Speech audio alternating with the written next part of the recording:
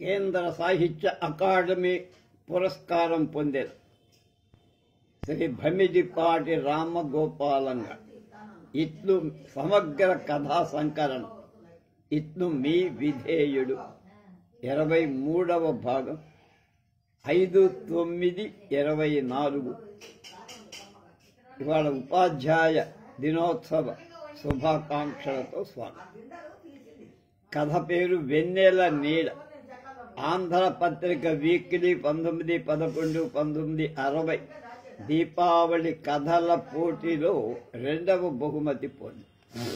Samarlakota railway station Madras వెళ్లే mail.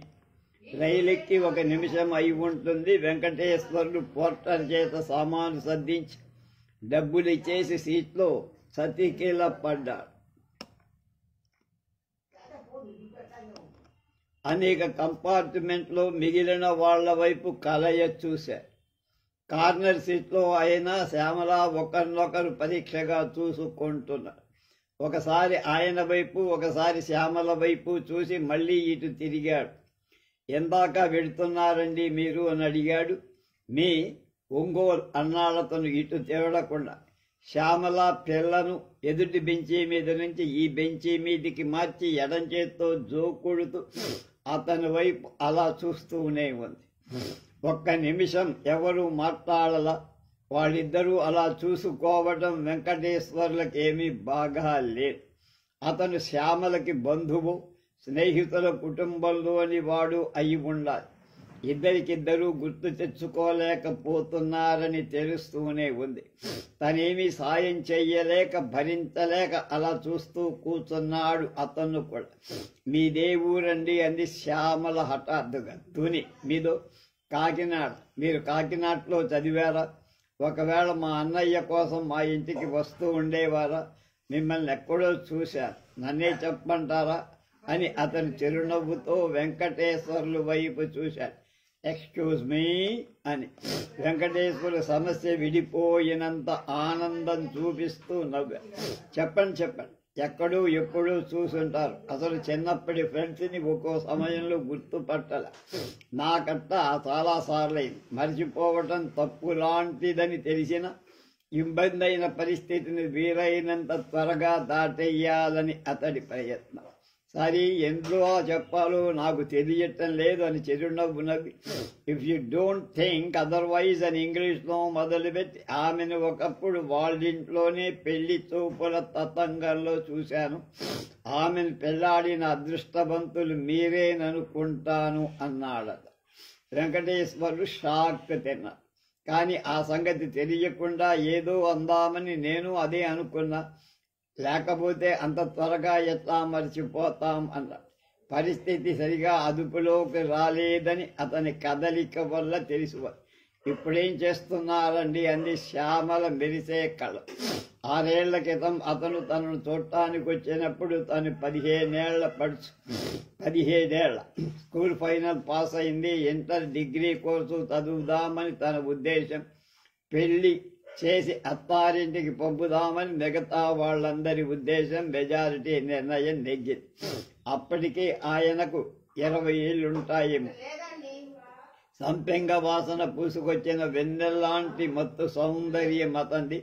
గుండ్రని ముఖం మీద నాకెందుకు వెనక్కి పడిపోయిన క్రాఫింగు, ముందుకొచ్చేసిన ముక్కు, మధ్య కొత్తలో గడ్డం పేరుకొగినట్టు మనోహరంగా ఉన్నాడని తాను అనుకోవడం, చూడడం తనకింకా జ్ఞాపకం వస్తున్నాయి.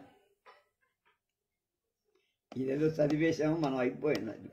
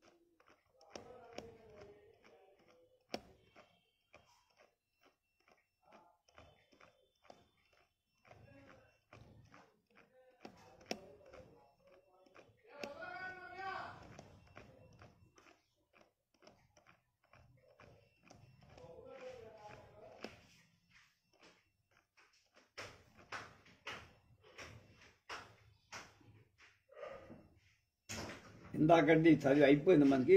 మృగతృష్ణ వాల్తేరులో ఉద్యోగం అండి. గీత తల తెప్పి అతని వైపు చూసింది. 30 ఏళ్లుంటాయి. అతనికి తెల్లటి ఫుల్ హ్యాండ్స్, తెల్లని షర్టు, నీలని రంగు స్ట్రెచ్ ఆన్ బెల్ బాటంలో టక్ చేసుకుని ఉన్నాడు. కళ్ళలో పెదవులతో అందంగా నవ్వు. అవునండి అని చెప్పేసి ఎందుకు చెప్పానా అని తన సంభాషణకి ఇచ్చిన అవకాశానికి పశ్చాత్తాపడు. నేను వాల్తేరు పెడుతున్నానని ఇతనికి ఎలా తెలిసిందా అని ఆశ్చర్యం. నేను వాల్తేరే అన్నాడు తిరుగుబాటులా చెప్పి. అతను ప్యాంటు చివర అంటనట్టున్న దుమ్ముని 2 వేళ్లతో దులుపుకొని అలాగా అనుకొని ఊరుకుంది గీత. మాటకి మాట తెగులు ఊరుకున్నంత ఉత్తమం లేదు. నేను మెడికల్ రిప్రజెంటేటివ్గా పనిచేస్తున్నాను. మా కంపెనీకి విశాఖలో ఎవరూ లేరు, పెదవాళ్ళు ఉంటూ 6 జిల్లాల పని చూస్తున్నాను. గీత అతని వైపు చూసి ఊరుకుంది. నా పేరు సరోజ్ కుమార్. మీ పేరుతో తెలుసుకోవచ్చా? గీత, నేను యూనివర్సిటీ క్లర్క్గా ఉన్నా, వర్కింగ్ ఉమెన్ హాస్టల్స్లో ఉంటున్నా, నైట్ కాలేజీలో బీకామ్ చేస్తున్నా. మిమ్మల్ని తెలుసుకున్నందుకు చాలా సంతోషంగా ఉంది. 2 చేతులు జోడించాడు. గీత కూడా అప్రయత్నంగా నమస్కారం చేసింది. సన్నటి పొడిగాటి వేళ్లు గల ఆ అరచేతుల వైపు 4 బంగారు గాజులు, ఒకదానికి నల్ల స్ట్రాప్తో రోల్డ్ గోల్డ్ స్క్వేర్ వాచి, ఒకదానికి ఆమె ముంజేతుల వైపు పరీక్షగా చూసి మళ్లీ చిరునవ్వు నవ్వాడు సరోజ్ కుమార్. మీలాంటి వాళ్ళు ఆ బీకాం కూడా పూర్తి చేస్తే అనుభవం ఉంది కనుక ఏ బ్యాంకు వాళ్ళైనా తీసుకుంటారు. Thank you. మీరు సికింద్రాబాదులో ఎక్కారు. మిమ్మల్ని చూడగానే ఎందుకో పరిచయం చేసుకోవాలనిపించింది. కండక్టర్ చెప్పారు మీరు వాల్తేరు వెళుతున్నారని. తొలిచూపులోనే నా గురించి బోగట్టా చెయ్యాలని కోరిక కలిగిందన్నమాట. అనుకొని హేళన అతని మీద, ఆనందం తన మీద కలిగి 2 నవ్వులు ఒకటిగా పోగు చేసుకొని అతని వైపు చూసింది గీత. మిమ్మల్ని అడిగితే మీరు చెప్తారనుకోండి అని కొంచెం ఆగి, అయినా ఎందుకో మీరేమనుకుంటారు అని భయం చేసి అడగలేదు. గీత మాట్లాడలేదు. అతన్ని క్రీగంట చూసింది. సికింద్రాబాద్ స్టేషన్లో రైలు ఎక్కగానే తన బెత్తేదో వెతుకొని దాని మీద సూట్ కేసు పెట్టి అందులోంచి దుప్పటి తీసి సూట్ కేసు ఓ ప్రక్కగా లాగి బెత్తంతా దుప్పటి పెట్టి పైకెక్కి తల కింద సూట్ కేసు అమర్చుకొని వెళ్ళకిలా పడుకొని కాక్షేపానికి తెచ్చుకున్న పత్రిక చేతిలోకి తీసుకొని తిప్పసాగింది గీత. అది 2 టైర్ రిజర్వేషన్ కంపార్ట్మెంటు. కింద సీటు మీద 4, అందులో 3 ఒకరొకరు తెలుసున్న వాళ్ళని. వారి కవర్ల వల్ల ఒకే పెట్టలోంచి ఒకే అగ్గిపళ్ళతో అంటించిన సిగరెట్ల ద్వారా తెలుసుకుంది గీత. సిగరెట్ల పొగ సరాసరి పైకి వస్తుంటే అంతవరకు నిశ్శబ్దంగా ఉన్న ఫ్యాన్ ఆన్ చేసి పొగపోతుందేమోనని ప్రయత్నించింది. అంతగా ఫలితం గలగల. సికింద్రాబాద్ బదిలి 15 మైళ్ళు వచ్చేసరికి ఏ కారణం వల్ల రైలు ఆగింది. అప్పటిదాకా ఆమె తన కెదర బెర్త్లో ఎవరున్నారో చూడలేదు. అప్పుడైనా అతను పక్క పరుచుకునే ధోరణిలో హోళ్ళాన్ విప్పి బట్టలు దులుపుతూ చేసిన తప్పుడి హడావిడికి అటు తిరిగి చూసింది. మొదటి చూపులోనే అంతవరకు తనని గమనిస్తున్నాడని ఆమెకి అర్థమయ్యింది. చూడకుండా ఎలా ఆపాలి? నలుగురిలోకి వస్తే చూస్తారు తప్ప. ఆఫీసులో పనిచేస్తున్నప్పుడు కూడా ఎవరి పనులు వాడు చేసుకున్నట్టే ఉంటారు. తనెప్పుడు ఎటు చూసినా అక్కడ వ్యక్తి సూటిగా తన కళ్ళలోకి చూస్తూ కనపడు. ఆ చూపులో అతనికి ఇంతసేపు తన చూపు కోసం ఎంతగా పరీక్షిస్తున్నాడు తెలియజేసే ఒక సందేశం ఉంది.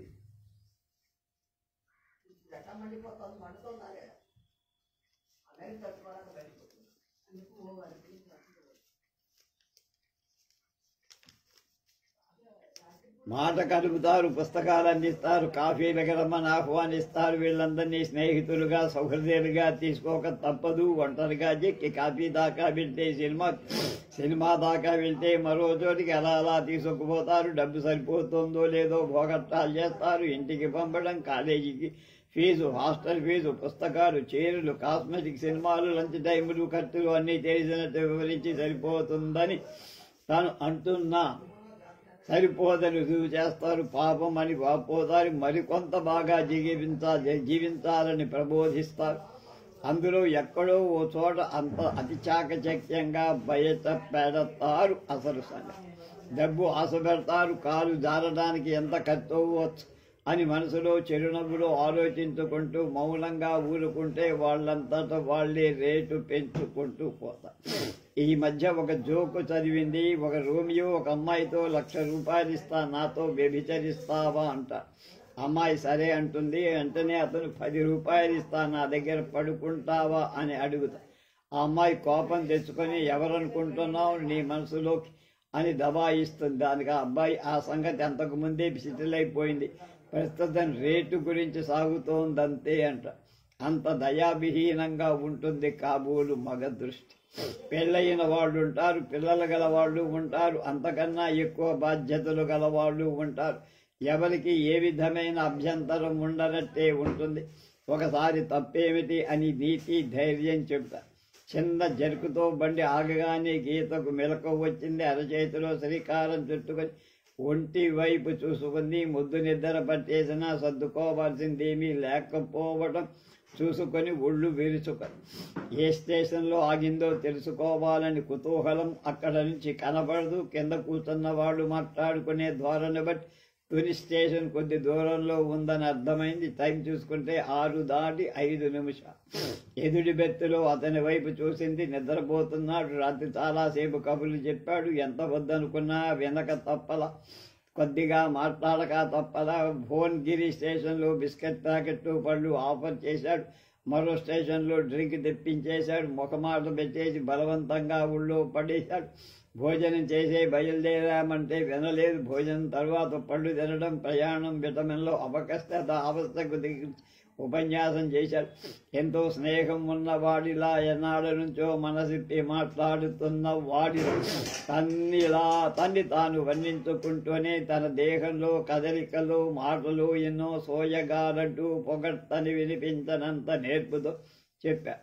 చివరికి పక్క బెర్తులో వాడు నిద్రలోకి జారేక కింద కూర్చున్నవాడు కొలికి పాట్లలో ఉనికి తెలియనంతగా మునిగిపోయినప్పుడు అసలు సంగతి బయట పెట్టాడు. తన విశాఖపట్నం శాంతినివాస్ హోటల్లో దిగుతాట. 2 రోజులు కాదు 2 రాత్రులు ఉంటాట. రూమ్ నెంబర్ 4 తన కోసం రిజర్వ్ అయిందట. అక్కడికి రమ్మన్నాడు. దేనికి మొహమాట పడక్కర్లేదు. ఏ పువ్వులు ఇస్తాడు అడిగాడు. ఎందుకో అని చెబితే గులాబీలతో గదంతా అలంకరిస్తానని చెప్పాడు.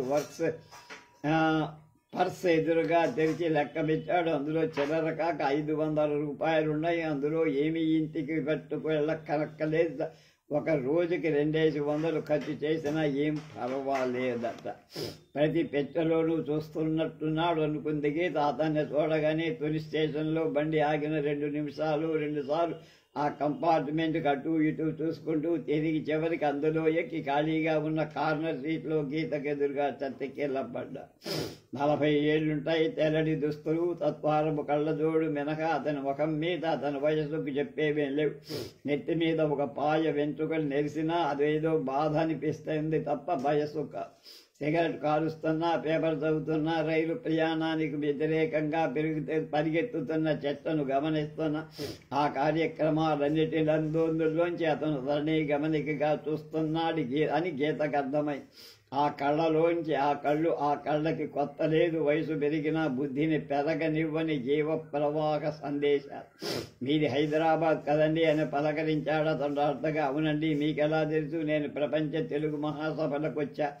మనమంతా ఒక చోట కూర్చొని ప్రోగ్రాం చేశాం. 1 రోజు కాదు 3 రోజులు. అలా అండి, మీ ఫ్యామిలీ వీరు వచ్చారా? అనుకున్నట్టుగానే అంటనే తలబడ్డాడు. లేదండి, నేను ఒక్కడనే వచ్చాను అని 1/2 నిమిషం ఊరుకొని నాకు పెళ్లి కాలేదని చవట అనుకుంది గీత. అతని బనియంలోంచి తొంగి చూస్తున్న 5 పేటల జంఝాల వంక చూస్తూ, మీరు బ్రాహ్మిన్సా అండి అని. అవునండి అన్నాడు అతని భుజాల అక్కలింపుతో చాకచక్యంగా జంఝాన్ని దాచుకొని. మీ దేవురండి, నేను పాయకరావుపేటలో పనిచేస్తున్నాను అని వెళ్ళిపోయిన ఊరి వైపు పేరు చూపించాడు. గటుక్కున పర్సు తీసి ఒక విజిటింగ్ కార్డు ఇచ్చాడు. కేవీ సూర్యారావు, BA, బ్యాంకులో పని. ఇదంతా. వైజాగ్ పెడుతున్నారండి? అవునండి. మీరునా? అరండి. ఏ పని మీద వెళ్తున్నారు? ఇండియన్ బ్యాంకులో ఇంటర్వ్యూకి రమ్మన్నారండి అంది. ఇండియన్ బ్యాంక్ శేషగిరి రావని నా ఫ్రెండ్ ఒకతను హైదరాబాద్ ఇండియన్ బ్యాంకులో ఆఫీసర్ ఉన్నాడు. అని కొంచెం సేపు ఆగి, ఎప్పుడండి ఇంటర్వ్యూ? ఎల్లుండి. చాలా ముందుగా బయలుదేరారే? అవునండి, యూనివర్సిటీలో నా ఒరిజినల్ సర్టిఫికెట్ తీసుకోవాలి, వీలుంటే ఎవరినైనా ఆశ్రయించని అతని కళ్ళల్లోకి చూసి ఆగింది. అతను ఒక నిమిషం తీక్షణంగా చూశాడు. ఐసీ అని మీరెక్కడ పుడప్ చేస్తారు? గీత పైకి చూసింది. సరోజ్ కుమార్ గబుక్కున దూకాడు. గుడ్ మార్నింగ్ మిస్ గీత అని నవ్వుతూ క్యారిడర్లోకి వెళ్ళాడు. మీ బంధువులా? కాదండి, రైల్లో పరిచయం. వాల్తేరు స్టేషన్లో దిగ్గానే ముందు గీత, వెనక సరోజ్ కుమార్, వెనక సూర్యారావు గేటు వైపు నడిచారు. గేటు దాటగానే ఒక ఫుల్ సూట్లో వ్యక్తి సరోజ్ కుమార్కి ఎదురు వచ్చి హల్లు అని కౌగలించుకొని కమాన్ స్కూటర్ తెచ్చానట్టు తీసుకుపోయి 1 minute అని Saroj Kumar excuse me miss Geeta అని ఆమెతో ఏకాంతం కోరినట్టు సూచించారు. గీత అప్రయత్నంగా ఆగింది. ఇంచుమించు నిశ్శబ్దంగా అతను శాంతినివాస్ రూమ్ నెంబర్ 4 ఇవాళ ఖాళీ ఉండదు, రేపు ఉదయం చేయండి, దయచేయండి, స్వాగతం, గులాబీల పండగ, థ్యాంక్స్ అంటూ జనంలో కలిసిపోయి గీత నిర్ఘాంతపోతూ చూసింది. కొద్ది దూరం నుంచి సూర్యారావు చూశాడు. అతనికేమీ అర్థం కాల. బస్సు కోసం స్టేషన్ దాటి రోడ్డుకొస్తోంది గీత. వెనక్గా సూర్యారావు వస్తున్నట్టు గమనించింది. నేను మీకోసం ట్రై చేస్తాను, ఇవాళ పగలంతా నాకు పనుంది, రాత్రి కానీ రేపు కానీ వచ్చి మీకు తెలిసిన వాడు ఎవరైనా ఉన్నారేమో కనుక్కొని మీ ఇంటర్వ్యూ జయప్రదం కావడానికి ఏర్పాటు చేసే పద్ధతి చెప్తా. మీరెక్కడుంటారో చెప్పడానికి అభ్యంతరం లేకపోతే చెప్పండి. గీత 1/2 నిమిషం ఆలోచించి, థ్యాంక్ యూ, నేను శాంతినివాస్ హోటల్లో రూమ్ నెంబర్ 4 రిజర్వ్ చేసుకున్నా, రేపు రాత్రికి రండి, నాకు గులాబీ పువ్వులంటే ఇష్టం, మర్చిపోకండి అని చిరునవ్వు నవ్వుతూ కదలడానికి సిద్ధంగా ఉన్న రిక్షా ఎక్కి పొనివాచ్ అని చెప్పి టాటా చెప్పింది సూర్యారావు.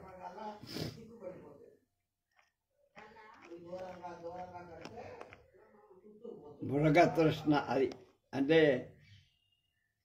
లేని నీళ్ల కోసం ఎగబట్ట. అలాగే గతి తప్పిన కరుణ జ్యోతి మాసపత్రికలో 1964 సెప్టెంబర్లో పడిన కథ. సినిమా 12 గంటలకే అయిపోయింది. తరుణ కారు బయటికి తీసింది కరుణాదేవి. వ్యాసమూర్తి ఫ్రంట్ సీట్లోనే ఆవిడ కొంచెం దూరంగా కూర్చున్నాడు. సినిమా నీకు నచ్చలేదా? అబ్బే నచ్చిందండి, నీకు క్రైమ్ పిక్చర్లు అంటే ఇష్టం కాబట్టి అవి ఇష్టమే అనుకోండి, కానీ ఇంగ్లీష్ పిక్చర్లు ఎక్కువ చూడను. సాయంకాలం 4:30కి ఆఫీసుకు ఫోన్ చేసింది కరుణ. చూడు, ఆ ఫర్నిచర్ కంపెనీ ప్రొప్రైటర్ సికింద్రాబాద్లో ఉంటాడట. ఇప్పుడు 5ంటికి వస్తే మాట్లాడవచ్చు అన్నాడు. ఫోన్ చేస్తే వెళ్ళి మాట్లాడదాం. నువ్వు పర్మిషన్ తీసుకొని బయటకు వచ్చేసి మీ ఆఫీస్ గేట్ దగ్గర నుంచుండి నా కోసం చూడు. ఇదిగో కారు తీసుకువచ్చేయడమే, నేను అక్కడే పికప్ చేస్తా. ఆలస్యమా అయితే కావచ్చు. నువ్వెవరికి జవాబు చెప్పాలో ఈ కుర్రాడ. అక్కడే తాజ్లో భోంచేసి ఏదైనా ఇంగ్లీష్ పిక్చర్కి వెళ్దాం, సిద్ధంగా ఉండు అని. 12 దాటింది. మీ మెయిన్ కేసు మూసేస్తారు కాబట్టి. అవునండి, కాకపోయినా నేను రూమ్కి వెళ్ళట్లా. వరంగల్లో నా ఫ్రెండ్ ఒకడు కాలేజీలో ట్యూటర్గా పనిచేస్తున్నాడన్నది. ఈ మధ్యనే పెళ్ళయింది. ఆవిడ్ని తీసుకొని సైట్ సీయింగ్కి వచ్చాడు. హైదరాబాద్ రూమ్ వాళ్ళకి ఇచ్చేసి నేను ఫ్రెండ్స్ దగ్గర కాలక్షేపం చేస్తున్నా మొన్నటి నుంచి. ఐసీ కరుణాదేవి నవ్వింది. గుడ్, అలా ఉండాలి. నిన్ను మా కోట్రైని జహరీద్దీన్ ఇంట్లో పడుకున్నాను. ఇవాళ ఏసీ షూట్స్లో నరసింగరావు ఇంటికి పోతాను. అతని ఫ్యామిలీని పుట్టింటికి పంపేశాడండి. సార్ వెళ్తే వెళ్ళొచ్చు, కానీ ఈ అర్ధరాత్రప్పుడు అతన్ని డిస్టర్బ్ చెయ్యాలా? ఈ భాగ్యానికి మా బంగళాకొచ్చి మా గెస్ట్ హౌస్లో పడుకొని నిద్రపో. పొద్దుటే కాఫీ తాగి కారులో వెళుదువుగా. మళ్ళీ మీకెందుకండి అనవసరం శ్రమ? ఏసీ షూట్స్ దారిలోనే కదండి, అక్కడ డ్రాప్ చేయండి sir. Nothing doing. Car take and tank bund ఎక్కింది. కరుణాదేవి అందమైన రోడ్డు ఇచ్చిన ప్రోత్సాహాన్ని స్పీడ్ ఎక్కువ చేసింది. కానీ సరిగ్గా మధ్యకు వచ్చేసరికి రోడ్డు మధ్యన విశ్రాంతి తీసుకుంటున్న ఓ జంతువును తక్కువ చేయవలసి వచ్చింది. స్పీడ్ తప్పుకొని మళ్ళా జోరుగా నడపసాయి. అక్కడ విమెన్స్ ఎంప్లాయ్మెంట్ స్కీమ్ వారి స్టాల్ చాటున ఒక దృశ్యం వాళ్ళిద్దరి దృష్టి ఆకర్షించింది. ఎవరో ఒక జంట పక్కగా కూర్చున్నారు. ఇద్దరి మధ్య తీమ దూరే సందైనా లేదు. ఒకరి చుట్టూ ఒకరి చేతులు వేసుకొని ఒకరి చెంప ఒకరి కానించుకుంటూ ఉన్నారు. కార్లు వస్తూనే ఉన్నాయి, ఆగకుండా పోతూనే ఉన్నాయి. కార్లలో వెళ్లే వాళ్ళకి మన సంగతే పట్టిందా అన్నట్టు వాళ్ళిద్దరూ ప్రపంచాన్ని మరచి అలా కూర్చుంది. వ్యాసమూర్తి కరుణాదేవి ఒకరి కళ్ళలో ఒకరు చూశారు. వ్యాసమూర్తి మాట్లాడదామని నోరు తెచ్చాడు, కానీ అతని మాట రాలే. నిస్సహాయంగా రెండోసారి ఆమె వైపు చూశాడు. రీజన్లు టైములు లేని మానవ ప్రేమను గురించి ఒకటి రెండు వాక్యాలు. ప్రస్తుతం కనబడ్డ దృశ్యం మీద ఒక వ్యాఖ్య.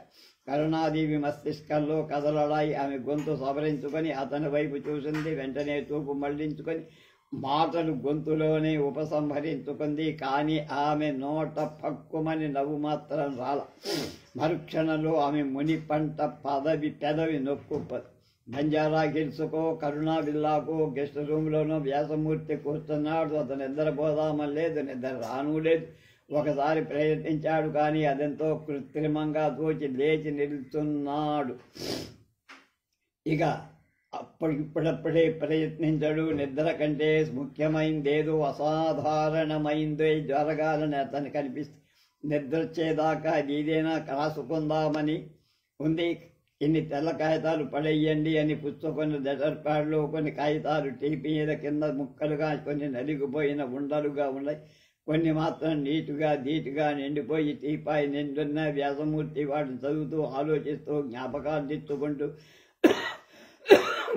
ముందుకు వెళ్ళడం, వెనక్కి వెళ్ళే ప్రక్రియ సహాయం తీసుకుంటూ 80 రోజులైంది వ్యాసమూర్తి కరుణాదేవిని మొట్టమొదటిసారిగా చూసి. రాజారావు ఫారిన్ వెళ్ళారంది కరుణాదేవి. నేను తమ కోసమే వచ్చానండి. కరుణాదేవి ప్రశ్నార్థకంగా చూసింది. నన్ను హనుమంతరావు గారు పంపారు, మీతో నా గురించి ఫోన్లో మాట చెప్తానన్నారు. ఓహో, అతనాను ఉన్నట్టు చూసింది కరుణాదేవి. హనుమంతరావు నిన్న ఫోన్లో నీ దగ్గరకు అబ్బాయిని పంపిస్తా, అతని నీ వల్ల ఓ ఉపకారం కావాలి, నాకు చేసి పెట్టినట్టే చేసినట్టే భావిస్తా అన్నప్పుడు ఆ అబ్బాయి ఇంత ముదురుగా ఉంటాడని, ఇంత గడుసుగా మాట్లాడదని, ఇంత నిబ్బరంగా నించుంటాడని అనుకోలే. అతను ఏదో తప్పుపోతాడని అలా తప్పుకు చెప్పుకుపోతుండగా ఓ నిమిషం ఆపాలని అనిపించి. హనుమంతరావు క్యాంపు వెళ్తానన్నారు. నిన్న జీటీలో వెళ్ళారండి. వాళ్ళ అమ్మాయి చెయ్యి కాల్చుకుందటనే. ఇప్పుడు ఎలా ఉంది? కొంచెం నయమేనండి. వంట మనిషి దొరకలేదన్నారు. లేదండి, డ్రైవర్ పంతులే వండి పెడుతున్నాడు. ఇంకామైనా అడుగుతారా అన్నట్టు చూస్తూ ఉండిపోయారు. రాజ్యలక్ష్మి అని కేకేసింది కరుణాదేవి. అల్లంత దూరాన అవత ద్వారాన 2-3 రంగులు తడతడలాడాయి. కాఫీ తీసుకురా అనేసింది కూడా. టీ తీసుకుంటారా అని మృదువుగా అతన్ని సంప్రదించి ఏదైనా పర్వాలేదని అతను అన్నాక ఇవన్నీ ఎందుకులండి, ఇప్పుడు అనలేదు కదా అని పర్వాలేదనుకుంది సారాది. మీ పేరు వ్యాసమూర్తి. అబ్బో, వ్యాసమూర్తే గలగలా నవ్వింది కరుణాదేవి. ఏ వ్యాసమూర్తి? ఆదిరాజు వారు మా ఇంటి పేరు. అది కాదు నేను అడిగింది. చమత్కారానికి తెచ్చుకున్న నవ్వు నిండుగా హృదయపూర్వకంగా వచ్చేసింది. భారతం రాసిన వ్యాసులా, భాగవతం రాసిన వ్యాసులు? ఆవిడ తనలో కులాసాగా మాట్లాడుతున్నాను. సంబరపడి తనను తాను అభినందించుకున్నాడు. అందులో మునిగిపోయి ఇద్దరు ఒకరే కదండి అన్నారు. ఇద్దరూ ఒకరే అని నవ్వుకుంటూ కూర్చుంది కరుణాదేవి. ఓ సింతేనా అని కొన్ని వేళ్లను లేకపోలే. ఆ నవ్వులో తల ఆడించి, కానీ ఇద్దరూ ఒకరెల్లా అవుతారంది. బెక్క మొహం వేశాడు వ్యాసమూర్తి. ఇదేదో సర్వీస్ కమిషన్ ప్రశ్నలాగా ఉంది. ఒకవేళ ఇదే వస్తే మరుక్షణంలో అతను అవకాశం చెక్కబట్టుకుని చకచకా మాట్లాడాడు. తను graduate, first class, university rank, sportsman, NCC, cultural association joint secretary, medals, presidencies, merit certificates, ప్రస్తుతం గ్రూప్ 2 సర్వీసులో ఒక ఉద్యోగం. ప్రయత్నం, పరీక్షలు బాగా రాశాడు. ఇంటర్వ్యూ 6 రోజులు ఉంది. మంచి రికమెండేషన్ ఉంటేనే ఉద్యోగం దొరుకుతున్నారు. ఈ పని మీ వల్లే కావాలని హనుమంతరావు అన్నారటండి. నోను రాజారావు అయితే ఏమో నేను ఈ విషయం డిస్కస్ చేశారండి. వారికంటే తమరు తలుచుకుంటేనే బాగా పని జరుగుతుందన్న నిశ్చయానికి వచ్చారండి. హనుమంతరావుకు కాఫీలు వచ్చాయి, మాటలు ఆగాయి. ఇంత చేసి స్టేట్ గవర్నమెంట్లో ఉద్యోగానికి రాజారావు గారైతే ససేమీ కలగజేసుకోరు. నేను కలగజేస్తున్నానని తెలిస్తే ఊరుకోరు కూడా. ఇంతకీ హనుమంతరావు గారికి మిమ్మల్ని స్టేట్ గవర్నమెంట్లో పెట్టాల్సిన అవసరం ఏమొచ్చిందో, కర్మేమొచ్చిందో అని. సరే ఇంటర్వ్యూ 11వ తారీఖు 12 సాయంకాలం ఓసారి కనిపించండి, మిమ్మల్ని ఓ చోట తీసుకెళ్తానంది కరుణాదేవి. వ్యాసమూర్తి లేచి నమస్కారం చేశాడు. చాలా థ్యాంక్స్ అన్నాడు. అతని ముఖంలో చిరునవ్వు మెరిసింది. హనుమంతరావు అన్నట్టే జరిగారండి. సరిగ్గా రాజారావు గారుంటే పని జరిగిందని ముందే చెప్పారా? ఆ సమయంలో వారు ఫారిన్ వెళ్ళిపోవటం నా అదృష్టం. అతను అలా వెళ్ళగానే కరుణాదేవి ఫోన్ ఎత్తి ఓ నెంబర్ దయచేసి నేను తొందరపడుతున్నానా అనుకొని నవ్వుకొని మాట్లాడసాగింది. ఇంటర్వ్యూకు ముందు రోజున వ్యాసమూర్తి కరుణా విల్లాకు వెళ్ళాడు. ఆవిడ కారులో వెనక సీట్లో కూర్చొని సర్వీస్ కమిషన్ మెంబర్ గారింటికి వెళ్ళాడు. మెంబర్ గారికి తెలుగు బాగా రాదు. ఉర్దూలోనే వాళ్ళిద్దరూ ఏం మాట్లాడుకున్నారో లోపలికి వెళ్ళారు. 10 నిమిషాలు అయ్యాక చా వచ్చింది. మరో 10 నిమిషాలకి మెంబర్ గారి భార్య కరుణాదేవి, మెంబర్ గారు ఇద్దరు బయటకు వచ్చారు. వ్యాసమూర్తితో మెంబర్ గారు ఒక్క వాక్యం కూడా మాట్లాడలేదు. అతనికి తప్పకుండా ఏదో ఉపకారం చేసేస్తే అతని కళ్ళల్లో దయ చూశాడు.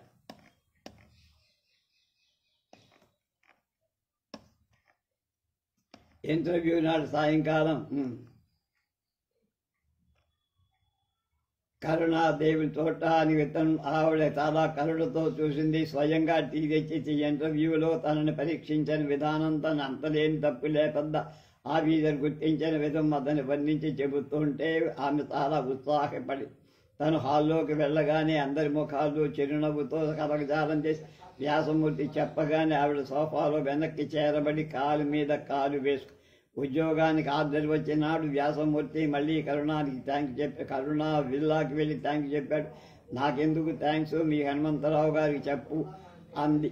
మీ దగ్గర పంపించినందుకు ఆయనకు థ్యాంక్స్ చెప్పాల్సిందే, ఉండు మర్చిపోకుండా పోయి థ్యాంక్స్ పార్టీ ఆయన ఎక్కడ ఇద్దామని కరుణాదేవి మెంబర్ గారి నెంబర్ డైల్ చేసి మాట్లాడి, విన్నావా ఆయన కూడా నాకే థ్యాంక్స్ అంటున్నారు అని నవ్వుతూ ఫోన్ పెట్టి వ్యాసమూర్తి ఆశ్చర్యంగా చూశాడు. మేం చేసింది ఏముంది, మీరు పంపిన క్యాండిడేట్ అన్నిట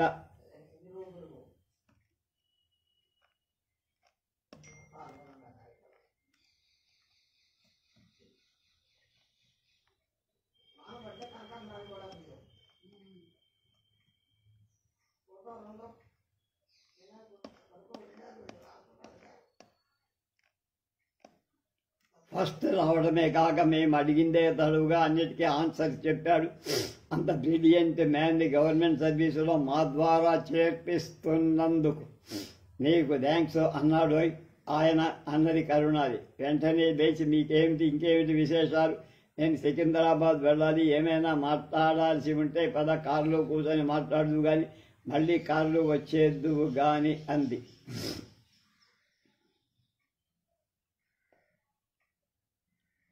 ఏం మాట్లాడలేకపోయినా ఆవిడతో కారులో కూర్చొని ప్రయాణం చేసే అవకాశం వదులుకోలేక వ్యాసమూర్తి అనుసరించి కంటోన్మెంట్లో ఎవరో మిలిటరీ ఆఫీసర్తో 15 నిమిషాలు మాట్లాడింది ఆవిడ. డ్రైవరు వ్యాసమూర్తి ఏకాంతంగా బయట కూర్చోవలసి వచ్చింది. చుట్టాలా వాళ్ళు వీరు ఎవరికి తెలుసు అనేట్టు తిరిగి బీడీ ముట్టించాడు డ్రైవర్.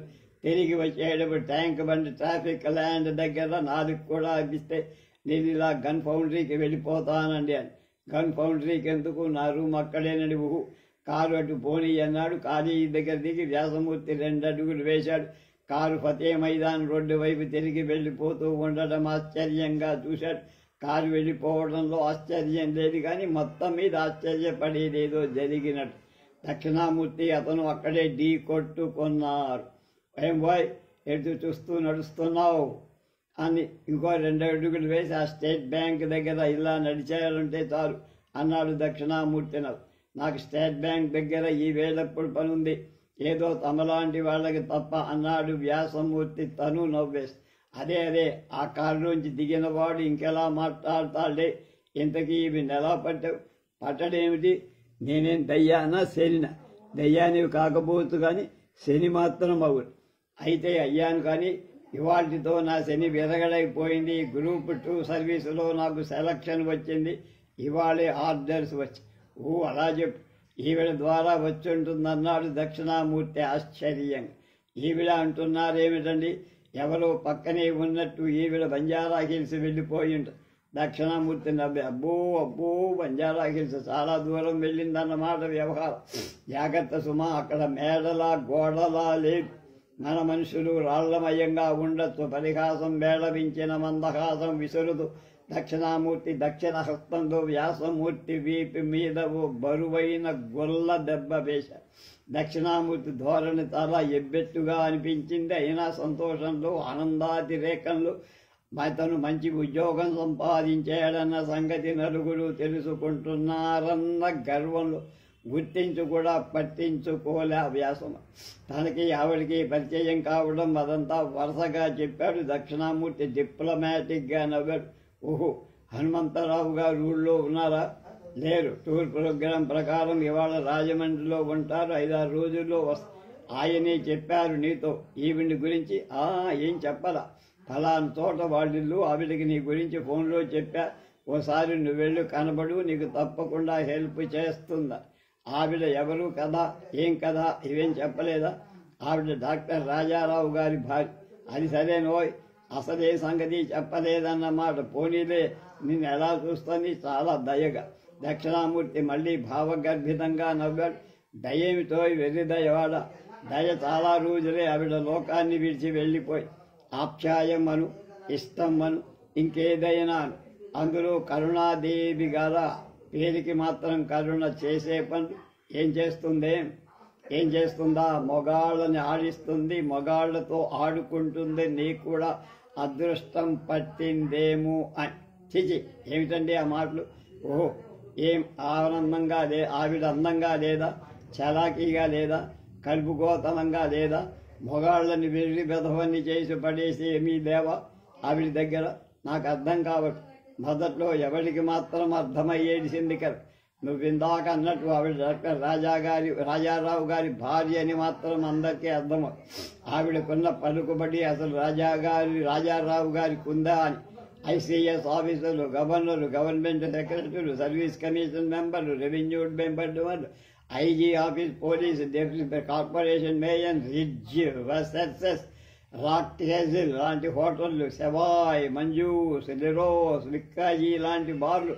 ఆవిడ మాట తీసేయగల మహానుభావుడి జంట నగరాలు లేనాయనా.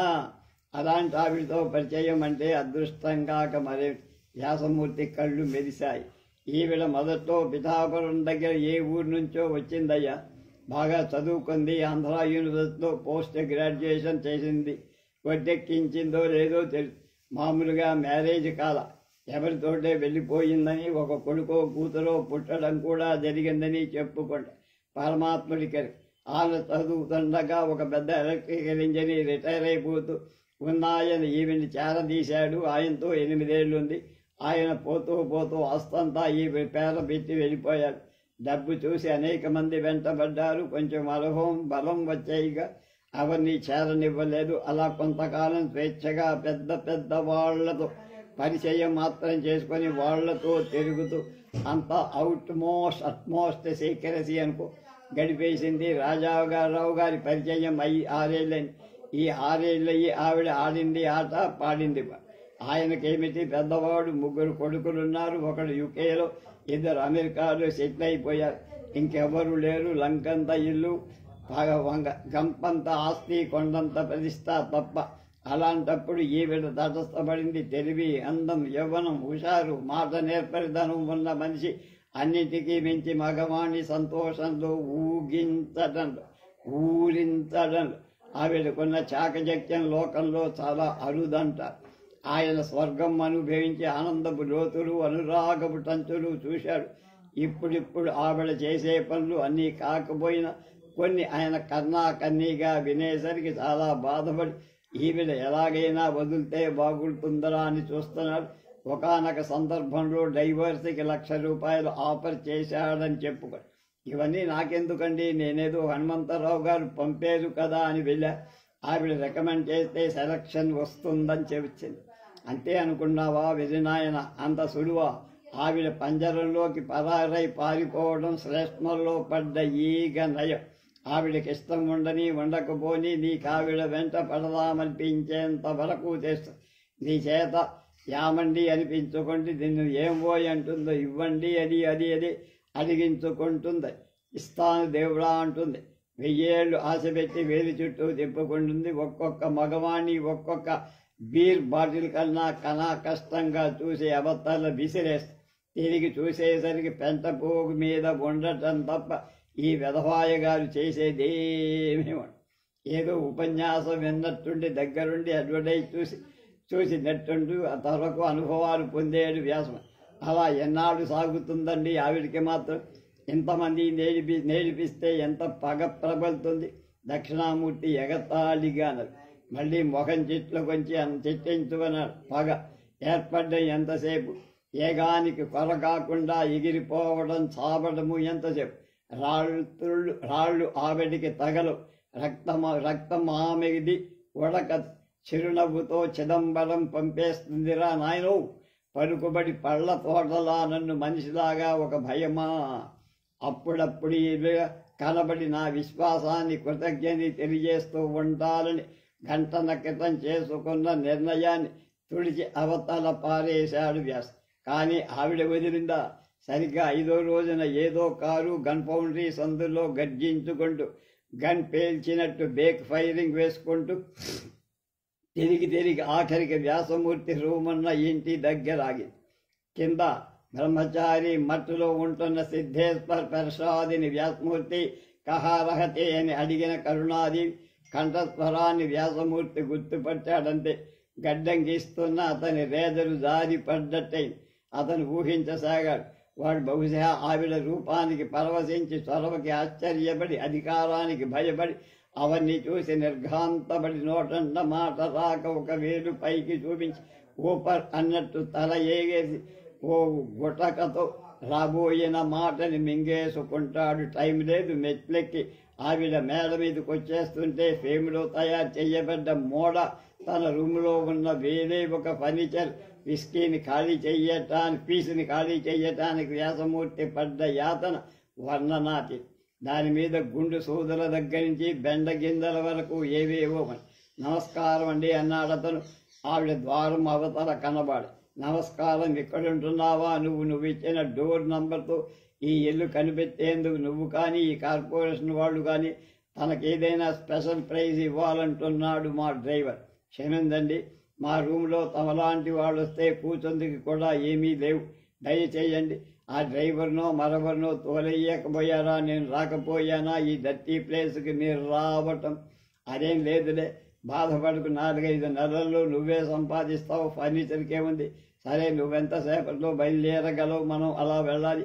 వాచి చూసే మెసతో ఆవిడ పక్కకి దిగి నవ్వుకుంటూ ఉంటే పరధ్యానంగా తన ముఖం అద్దంలో చూసుకొని సబ్బు రాసిన సగం గీసిన ముఖాన్ని ఆవిడ ఎంతసేపు నవ్వకుండా ఎలా చూడగలిగిందా అని ఆశ్చర్యపడ్డంలో ఆవిడ అడిగిన ప్రశ్నకు సమాధానం చెప్పటం మర్చిపోయాడు వ్యాస్.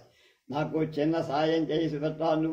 నేనా? మీకా సాయం చేసి పెట్టడమా? మీరు ఫోన్ చేస్తే పెద్దవాడు మీ గుమ్మంలో వాళ్తారు. కరుణాదేవి నవ్వింది. ఇదా పెద్దవాళ్ళకు అప్పగించే పని కాదులే.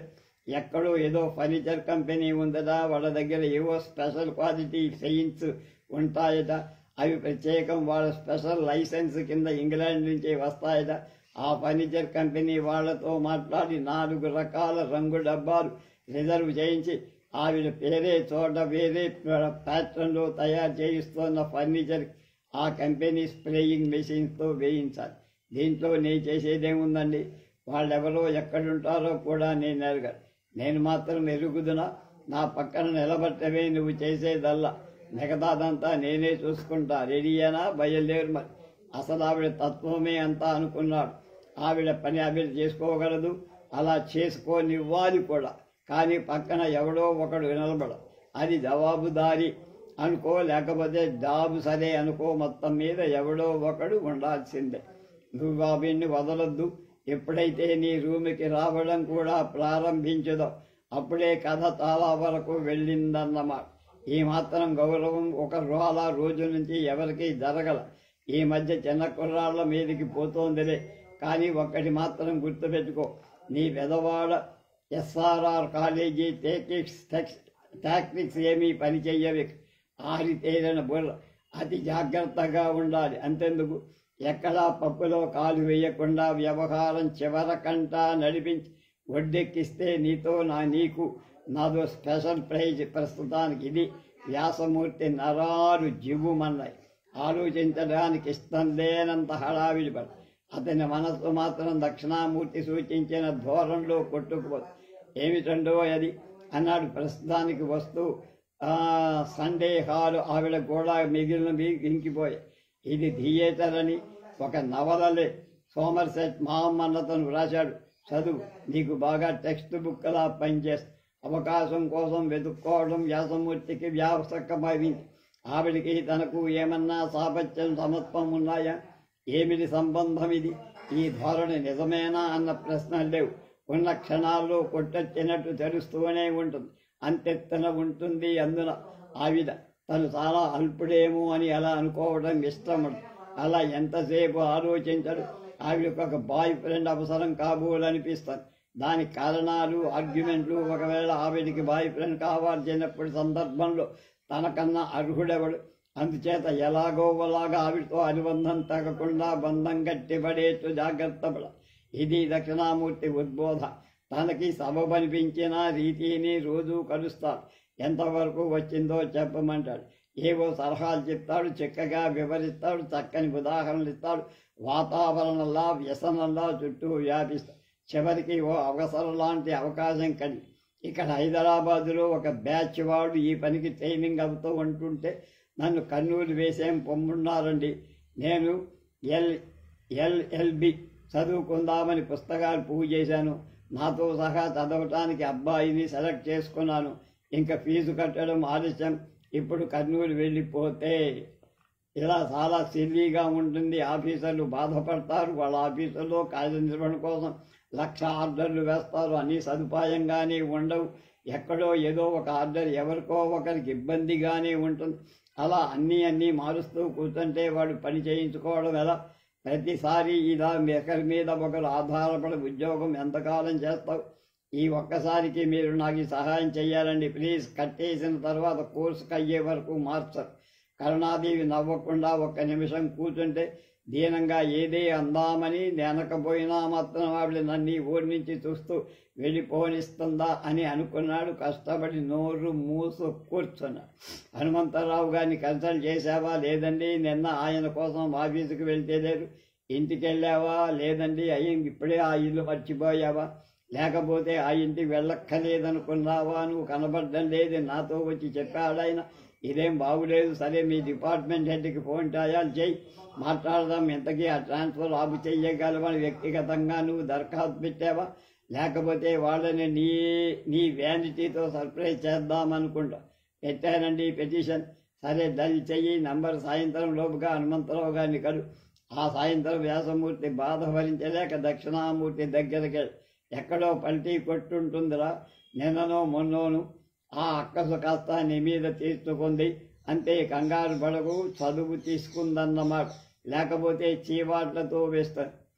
వ్యాసమూర్తి ఒక్క ముక్క కూడా బోధపడ. పల్టీ కొట్టడం ఏమిటి? అలా కూడా ఉంటుందో? అప్పుడప్పుడు ఏముంది? ఆ క్లబ్నంట పోవటం, మగాళ్ళతో సమంగా కార్సు, డ్రింక్స్ వ్యవహారం, ఎవరినో ఒకరిని వెతెత్తించి వేరు చుట్టూ తిప్పుకోవడం, వాడు గేటు దాకా వచ్చి బెదిరిపోయి క్షమించంబా అంటాం. లేకపోతే ఏమిటి? ఈవిడకి ఇప్పుడు 37 38 ఉంటాయి. 18 ఏళ్ల దాకా ముస్తాబు చేసుకొని ముద్దులు కొడుకు. అది చూస్తే కొందరికి కడుపులోంచి వికారం పుట్టుకొచ్చిందంటే ఆశ్చర్యం. ఏమిటన్నారు? ఆవిడికి 30 ఏళ్ళ, 60 20 ఏళ్ళో 65 అంటా అనుకున్నా. అనుకో నీకలా అనిపించడం మంచిది. Good luck. World be night cinema వచ్చింది తివోలికి. అక్కడ ఆవిడ కారు ఆగి ఉంది. ఆవిడ కనిపించలేదు. ఫస్ట్ క్లాస్ క్యూలో నిలబడ్డారు వ్యాసమూర్తి. కాళ్ళు క్యూలో ముందుకి ఒక్క వైపుకు మాత్రం కదులుతున్నా కళ్ళు ఆవిడ కోసం 4 వైపులా వెతుకుతూనే ఉన్నాయి. మనసు ఆవిడ గురించి పరిపరి విధాలు ఆలోచిస్తూనే ఉంది. సినిమాకు వచ్చిందా కూడా ఎవరొచ్చారో ఎవడో అదృష్టవంతుడు చూడాలి. దక్షిణామూర్తి చెప్పినట్టు దురదృష్టవంతుడేమో. ఒకవేళ ఏ టిక్కెటో రిజర్వ్ క్లాస్కి అడ్వాన్స్ బుకింగ్ బహుశా ఫోన్లోనే చేసుకుంటారు. వాళ్ళ పక్కనో వెనక సీటో సంపాదించుకోగలిగితే కొంత బోధపడి డబ్బులు సారేట్లేవు. 1 టికెట్ ప్లీజ్ అని ఆ కొద్ది రూళ్ళలో కౌంటర్లో తలా కళ్ళు పెట్టి యువతలు ఇటు చూసేసరికి అదిగో ఆవిడ సమూహకరంగా వదిలిన పైట నమస్కారం అండి. నమస్కారం. సినిమాకు వచ్చావా? అవునండి.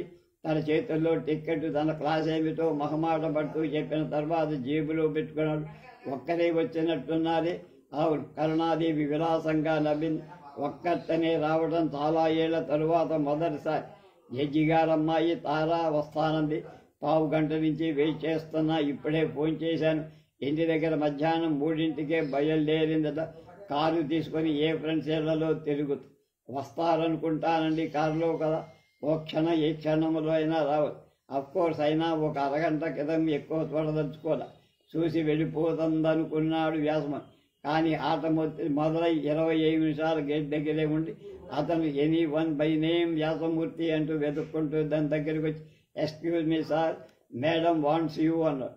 ఆవిడతో వెనక సీట్లో కూర్చొని కారులో వెళ్ళడం కోసం, తన రూమ్ దగ్గర డ్రాప్ చేయించుకోవడం కోసం తను తెచ్చిన సైకిల్ టోవోలి కాంపౌండ్లోనే వదిలిపెట్టి వద్దుటే రూపాయన అదనంగా తెచ్చుకోవడం కూడా అన్నిటితో మర్చిపోవటం కష్టం. ఎంతసేపు అయింది వచ్చి అంటూ దక్షిణామూర్తి రూమ్కి వచ్చాడు. వ్యాసమూర్తి నవ్వేసి ఊరుకున్నాడు. ఎంత అడిగినా ఏం లేదన్నాడు. పోనీ ఇంతవరకు వచ్చింది కదా, ఇలాంటి విషయాల్లో నవ్వేసేం లేదనడం సాధారణంగా ఎప్పుడు జరుగుతుందో నాకు తెలుసులోబోయ్. దేవాంతరు రిలయబుల్ ఆర్టికల్స్లో రూమర్ ఒకటి బయలుదేరింది విన్నావా? రాజారావు గారు ఫారిన్ వెళ్ళిపోతూ అట్నుంచిటో వేళకి డైవోర్స్కి సిద్ధంగా ఉండమని చెప్పి వెళ్ళారుటోయ్. మీ దేవి గారిని 1,00,000 కాదు 2 అయినా సరే ఇచ్చేసి చెయ్యమని లాయర్ ముకుందం గారికి ఇన్స్ట్రక్షన్స్ ఇచ్చేశారట. దేవి గారు బార్ మెంబర్స్లో జాయినర్ను, లేక నీలాగా లైఫ్లో కొత్తగా అడుగు పెడుతున్న బ్లూమింగ్ అండ్ బ్యూటిఫుల్ గాండు సెలెక్ట్ చేసుకుందని రూమర్. మరి నీ ఛాన్స్ ఎంత వరకు? కానీ ఒకటి మాత్రం జ్ఞాపకం పెట్టుకో, సర్వీస్ కమిషన్ పరీక్ష రాసినట్టు కాదు. అక్కడ ఈవిడ రికమెండేషన్ పనిచేసింది, కానీ అక్కడ ఎవరి రికమెండేషన్ పనిచే. దక్షిణామూర్తి అటు వెళ్ళగానే మధురోకర్లో మధ్యనాలాడాడు. వ్యాసమూర్తి థియేటర్ పుస్తకం అలవోకగా తెరిచాడు. అతని అభిమాన పుస్తకం పై కూర్చొని సోమర్జెట్ మామ్ ఆ పుస్తకాన్ని ముందుగానే వ్రాసేసినందుకు అతనికి మెత్తటి కోపం వస్తూ ఉంటుంది. కొన్ని ప్రకరణాలంటే దక్షిణామూర్తి మాటల కంటే ఇష్టం. నడి వయస్సు దాటిన మహిళ, బాధ్యత తెలిసిన భామ, బొత్తిగా కొత్త వాడకుడు తారసపడి మాసిన గడ్డంతో మండమించి భుజం మీద వరకు పెట్టిన కితకితలకు సమాధానం చెప్పలేకపోయి. గౌరవనీయులు పెద్దలు అయి ఉండి దాదాపు చిన్నతనం నుండి తనను ఆరాధిస్తూ వంచిస్తే ఆయన చివరికి ఆరాధనే మిగిలి.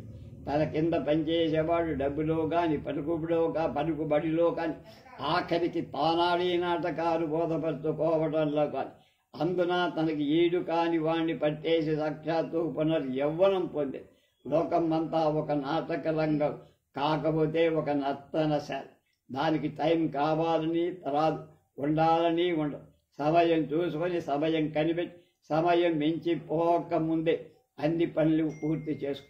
ఈ విధంగా తక్కువ మగవాణ్ణి ఎంచుకోవడం చరిత్ర ప్రసిద్ధంగానే ఉంది. కారు డ్రైవర్లు, కమతగాళ్ళు, అకౌంట్ గుమస్తాలు, కథానాయకులు కావడం అప్పుడప్పుడు అవుతూనే ఉంది. అందులో ఏదో ఉంది, లేకపోతే చర్వణం చేసే ఈ సత్యాన్ని పునః ప్రతిష్ట చెయ్యడం జరగదు. తను ఆవిడ కంటే తక్కువ వాడు కావడం, తన అర్హత ఎలాగో అర్హత అలాగేనేమో. ఈ అర్హత అనర్హతల మధ్య, ఆడంబరాల ఆవేదన మధ్య తను ఎలా ఉత్తీర్ణుడవుతాడు? అదెలా ఉన్నా దక్షిణామూర్తి చెప్పింది నిజం అనుకున్నాడు వ్యాసుడు. ఆవిడకెప్పుడు ఒక మగాడు పక్కనుండాలి. అదృష్ట దేవత కానీ దురదృష్ట దేవతే కానీ ప్రేమ దేవత మాత్రమవు. మనుషుల్లో ఈ భావం ఎందుకు పుడుతుంది? దీని కారణమేమిటి? పరిధులంతా తెలుసుకోవడం వరకే, కానీ ఆచరణీయమైన నిర్ణయాలు చేసుకోవడం కష్టం. ఏ వాగొస్తే దాంట్లో కొట్టుకుపోవడం మనిషి లక్ష్యం. అంతకంటే మించితే మానవాతి. మొదట మానవుడు, తర్వాత ఓపిక తీరిక కంటే మానవాతి.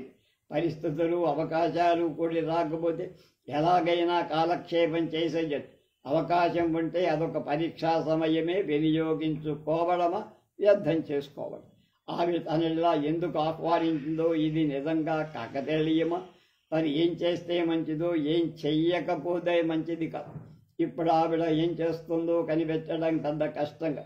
బాత్రూమ్ కేసి వెళితే వరండాలో పక్కన ఆవిడ గదికి ఒక పెద్ద గాజు పలకల కిటికీ.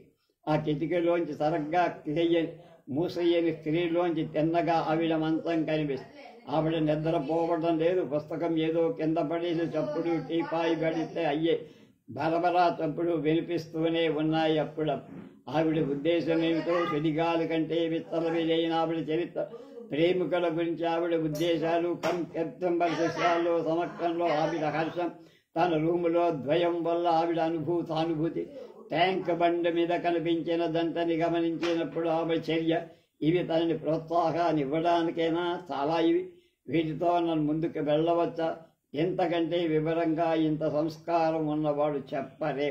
ఏమో తొందరపడకూడదు. దక్షిణామూర్తి చెప్పినట్టు తొందరపడితే వ్యవహారం పెడుస్తుంది. దక్షిణామూర్తి సిగ్గోసిరి. తొందరపడకపోతే ఆవిడ అంతకన్నా తొందరపడు. ఎవరు తొందరపడకుండా కూర్చుంటే అవకాశాలు మళ్ళీ వస్తాయా? ఎలాగో వెతుక్కొని అవకాశాన్ని సృష్టించుకోవచ్చు, కానీ అవి వెలితిగా కృతకంగా ఉంటాయేమో. ఇంకా ఆటే టైం లేదు. హాల్లో గడియారం గంట కొట్టింది. 1 గంట అనుకుంటూ వాచి చూసుకుంటున్నాడు. 1:30 వ్యాసమూర్తి లేచాడు కానీ అతను నడవలేడు. అక్కడే నించున్నాడు ధైర్యంగా. ఏం చేద్దామని అతని మనసు నిలవదీసి అడుగుతోంది. ఏమో తెలియదని దబాయించి దాటేశాడు ప్రశ్నని. అలాగే నిస్సత్వ సహాయంతో నిర్ణయం ఒకటి తీసుకొని ద్వారం వరకు వెళ్ళి తలుపు తెరిచి, ఎదురుగా కరుణాదేవి గది. తలుపు పూర్తిగా మూసిలేదు. 2 తలుపుల మధ్య సన్నని సందు మిగిలిపోయి అందులోంచి వెళ్తురు ఏటవారుగా ఎటో వెళ్తోంది. ఆవిడ తలుపు తీసుకోవడానికి కారణమేమిటో అని ధైర్యం చెప్పుకున్నాడు వ్యాసము. సరిగ్గా అదే సమయాన్ని కరుణాదేవి తలుపులు తెరుచుకున్నాయి. తెల్లని చీర కట్టుకున్న కరుణాదేవిదేవి 1 నిమిషం ద్వారానికి అడ్డంగా నిలబడి, నేను అనుకుంది నిజం అనుకున్నాడు. చీకటి పంచగా మెత్తగా అందంగా ఉంది. చీకటి పంచగా మెత్తగా అందంగా ఉంది. వ్యాసమూర్తి 1 అడుగు ముందుకు వేసి ఆవిడ వైపు చూశాడు. కరుణాదేవి ఠక్కున హాల్లో 4 దీపాలు స్విచ్ చేసింది. హాల్ అంతా వెలుతురు మయం అయ్యింది. హఠాత్తుగా వచ్చిన వెలుతురులో ఆమె ముఖం చూడటానికి వ్యాసమూర్తికి ధైర్యం చాలలేదు. ఆ భయంతో ఆవిడ చూడలేక మనసు మెల్లమెల్లాడై ఆ భయంతో కంగారులో నేనేననుకుంటూ అనకుండా నిలదొక్కున్నందుకు పలకరించాల్సి. చిరుదవ్వుతో కరుణాదేవి పలకరించి, నీకు నిద్రలేదా? లేదండి అన్నదావిడ మాట నోటం పెగల్లా. వ్యాసమూర్తికి మీకు శ్రమ ఇస్తున్నందుకు నేనేమి అనుకోకపోతే నాకు చిన్న ఉపకారం చేసి పెట్టాలి. ఓ, ఈ కిందని ఒక అవుట్ హౌస్లో డ్రైవర్ పట్టుకొని నిద్రపోతూ ఉంటాడు. వరండాలో బస్సు నొక్కితే అతను లేస్తాడు. కారు తీసుకొని సిటీలోకి వెళ్ళి నాకు బ్రాందీ బాటిల్ తెచ్చిపెట్టాలి. మేము ఎప్పుడూ తెచ్చుకునే బార్ వాళ్ళకి చీటీ రాసిస్తాను.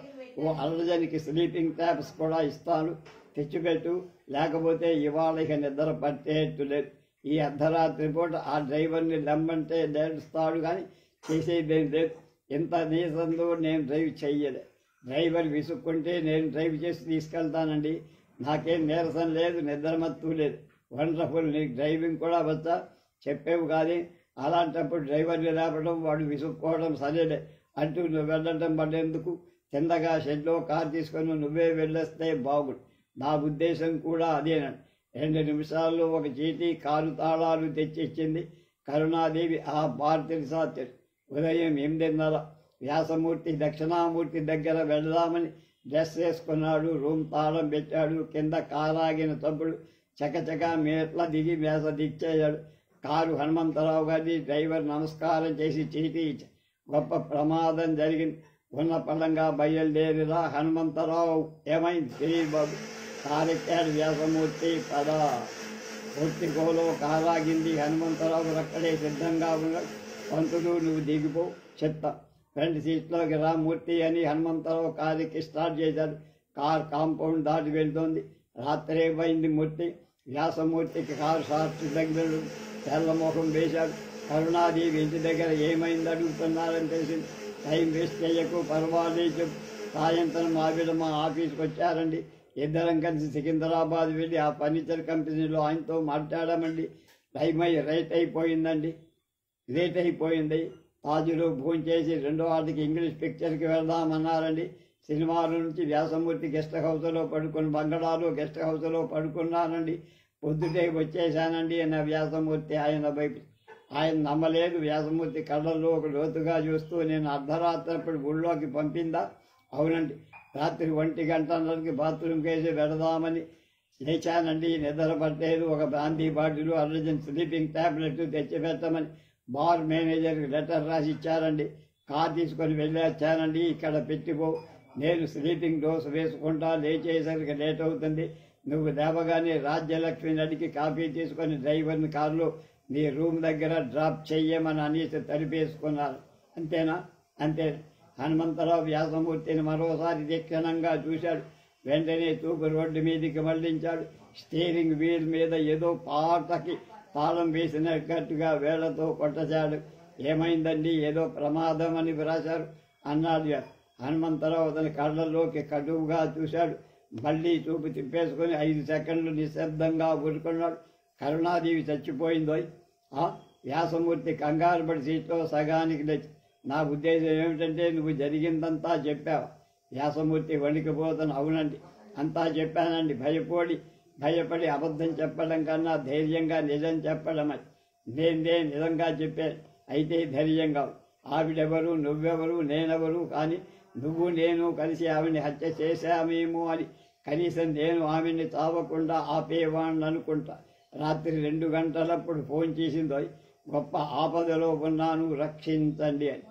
ఏవో హిస్టారిక్ షాక్స్ తగులుతూనే ఉంటాయి ఆవిడ.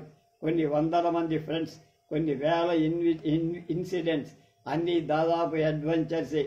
ఏది జ్ఞాపకం వచ్చి బాధపడుతోందో ఒంటరిగా అనుకున్నా. చెప్పన్నా, రక్షించండి, వెంటనే రండి. దొంగలా దొరలా అన్న. ఎవరు కాదు, ఓ చిన్నబ్బాయి నన్ను ప్రేమిస్తున్నానంటాడు. నాకు చాలా నీరసంగా ఉంది. అతని ఊళ్ళోకి పంపా. అతను తిరిగి రాకముందు మీరు రావాలి, లేకపోతే ఏం జరుగుతుందో చెప్పలే. ఏమైనా బలప్రయోగం చేస్తున్నారా? చిజి వాడి ముఖం ఇంకా ప్రారంభంలో ఉన్నాడు. అసలు ఇవాడే మొదలు వాడి బుర్ర ఇది ఆలోచించడం అనుకుంటా. ప్రస్తుతానికి 60 పేజీల ప్రేమలేఖ రాశాడు. అఫ్కోర్స్ అతను ఇవ్వకుండానే ఆ బహుమతి స్వీకరించానని పక్కపక్కనవి. మీరు వెంటనే బయలుదేరి వచ్చేయనని. వాడెవడు అని నేను అడగలా. అలా అడగటం మర్యాద కాదు. ఆవిడ చెప్పను లేదు. సరే, నీరసంగా ఉందంటున్నావుగా, ఇంట్లో బ్రాందీ ఉంటే కొట్టయి. బలప్రయోగం లేదంటున్నావు కనుక తలుపులు బిడాయించుకొని హాయిగా నిద్రపో. పొద్దునే వస్తా. అబ్బాయిని మాత్రం వీలైతే దాచిపెట్టి చూడాలి. తర్వాత ఏమైంది మూర్తి? ఆ అబ్బాయి నువ్వేగా? వ్యాసమూర్తి పెదవులు ఉడికాయి. నేనేనండి, కానీ నేను అబద్ధాలు ఆడలేదండి. నేను సిటీలోంచి వచ్చాక ఆవిడ నా ముఖమైనా చూడలేదండి. బాటిలు పిలుసు అందుకోకపోతే అందుకోలేదండి. అక్కడే పెట్టిపో అన్నారండి. నా వెనకే తలుపు గడియేసుకున్నారండి. అది కళ్ళలోకి నీళ్లు తిరిగాయి. ఉద్యోగం కోసం ఆవిడ సాయం ఆపేక్షించడం, ఆవిడిచ్చిన మర్యాద, దక్షిణామూర్తి వ్యాఖ్యానాలు, తన చర్యలు, ఆలోచనలు, తన మూలం, ఆవిడ మానసిక ఆందోళన పొందడం, మరణించడం అన్నీ తెలిసిపోతూ మిశ్రిత భావాలు అందజేస్తూ అతన్ని కలిచివేశాయి. పశ్చాత్తాపానికి కూడా వ్యవధి అర్హత లేనట్టయిపోయాయి. భయంతో కొట్టుకుంటున్నారు. మరికొంతసేపు హనుమంతరావు నిశ్శబ్దంగా ఉండిపోతే వ్యాసమూర్తి తన భయాన్ని దాచడానికి ప్రయత్నిస్తూ సంభాషణ మొదలుపెట్టి ప్రతి అక్షరంతో వ్యక్తం చేసేవాడు. కానీ కరుణా బిల్లా దగ్గర పడగానే ఆయన ఉత్తరం ఏదో నీ దగ్గర ఉందా అన్నాడు. లేదండి, అట్నుంచి వచ్చేటప్పుడు నేను ఎంత బతికినా కనపడలేదండి. హనుమంతరావు వ్యాసమూర్తి వైపు చూశాడు. కళ్ళు తుడుచుకో అన్నాడు. కారు కరుణా బిల్లా ఆవరణలో ఆగింది. హనుమంతరావు దిగగానే అక్కడ కూర్చున్న రాజ్యలక్ష్మి కారు డ్రైవరు లేచి నమస్కారాలు పెట్టారు. డ్రైవర్ని చేత్తో పిలిచి కారు తీసుకువెళ్ళు, అమ్మగారిని పెద్దమ్మాయి గారిని తీసుకురా. వ్యవధీసలకు ఫోన్ చేశావా అన్నాడు. లేదండి, తమరు వచ్చాక. దట్స్ రైట్, పోలీలే నేనే చేస్తాను, తొందరగా వెళ్ళు. రాజ్యలక్ష్మి పద. రాజ్యలక్ష్మి వ్యాసమూర్తి ఆయన వెంట కరుణాదేవి గదిలోకి వెళ్ళారు. మంచం మీద దండ్ల పిల్లో మీద సౌందర్యం, స్వేచ్ఛ శాశ్వత నిద్రపోతున్నాయి. వ్యాసమూర్తి హనుమంతరావు గారు ఒకవైపు చూసి ఆయన న్యూట్రల్గా ఎలా ఉంచుతున్నాడా అని ఆశ్చర్యపోతూ, ఎంత త్వరగా అంత చలాకీ అయిన మనిషి జ్ఞాపకాల పోగుగా మిగిలిపోయి జ్యోతి ఆరిపోయినందుకు భయపడి దుఃఖాన్ని తుడుచుకుంటారు. 3 ఉత్తరాలు దొరికాయి తలగడకి. ఒకటి రాజారావు గారికి సీల్డ్ కవర్, పెద్దది, బరువై. రెండోది హనుమంతరావు గారికి అంటించని కవర్. మూడోది పోలీస్ కమిషనర్కు కాగితం మడత. హనుమంతరావు గారు ముందుగా కవర్ లేని కాగితం మడత విప్పి చదివేశారు. కేవలం ఆత్మహత్యలని, కారణాలు చాలా ఆధ్యాత్మికమైనవని, ఎవరికి ఎలాంటి సంబంధం లేదని సమ్మతిపూర్వకంగా స్పష్టం చేసినట్లు వ్రాసి అది చూసి తేలికబడి నిట్టూర్పు పిలిచారు. హనుమంతరావు గారు ఆఖరుకు నమస్కారం. రాజారావు గారు అమెరికా వెళ్తూ కొడుకులు తన అంత దూరంలో రప్పించుకున్నందుకు నొచ్చుకుంటూ తన అపేక్షని బలహీనతకి నా అసమర్థతకి సిగ్గుపడుతూ మన కోసం ఈ దేశంలో ఉండిపోగలిగిన కొడుకునొకండి నేను తిరిగి వచ్చే వేళకి చూడమంటే తల్లి తండ్రి లేని వాణ్ణి, బుద్ధి జ్ఞానం ఉన్నవాణ్ణి, ఉగ్గుపాలు అక్కర్లేని వాణ్ణి, అందాదండా కావలసిన వాణ్ణి చూశానని, ఆయన చూస్తే తప్పకుండా మెచ్చుకుంటారని తెచ్చుకుంటారని వారికి తెలియజేసి వాడు నా కొడుకే, లేకపోతే నాకు వాడి మీద పుత్ర ప్రేమ ఎక్కడ కలుగుతుంది? నా దృష్టి ఎప్పుడూ దెబ్బతింటు. వాడు నిశ్చయంగా నా కొడుకే. 22 నాడు పిఠాపురంలో ఒక ధనవంతుడు నన్ను వైజాగ్ కాలేజీలో చేర్చి నా యోగక్షేమాలు సుఖ సౌఖ్యాలు స్వయంగా వచ్చి విచారిస్తూ ఉండిన రోజుల్లో ఏదో నర్సింగ్ రూమ్లో నా బిడ్డగా జన్మించింది కూడా నాకు కానీ వాడికి కానీ ఆ బిడ్డను పెంచే సాహసం అదృష్టం లేక 5,000 రూపాయలతో తల్లిదండ్రుల్ని కొనుక్కున్న నెల తక్కువ బిడ్డ ఎప్పటికైనా తెలుసుకుంటానని మళ్ళీ చూస్తానని ఆశించాల. పుట్టుమచ్చలు వంకర్లు ఏమీ గుర్తులేవు. అయినా మాత్రం నా దృష్టి దెబ్బతినదు. పేరు పెట్టిన వారెవరో పాలు పోసినవారు. పాత పాలతో ఎరువు భావాలతో పెరిగాడు గనక అలా పెడిసి కొట్టింది అమ్మెవరో అతనెవరో తెలుసుకోలేకపోయిన మూర్ఖు. జీవితాన్ని తిరగరాని వంపుడు అన్న, తమ్ముడు, తండ్రి, కొడుకు ఇలాంటి బంధువులు లేకుండా చేసేసుకున్నాడు. నన్ను చూస్తే అందరికీ ఒక్కలాంటి భావం కలిగితే అది నా తప్పు కాక వారందరిదీనా? నా తప్పులని ఒక రూపం పొంది నా జీవితంలో ఉన్న పొరపాటును ఎత్తి చూపించడానికి నా కొడుకు వినియోగపడడం సిగ్గుపడాల్సిన విషయం.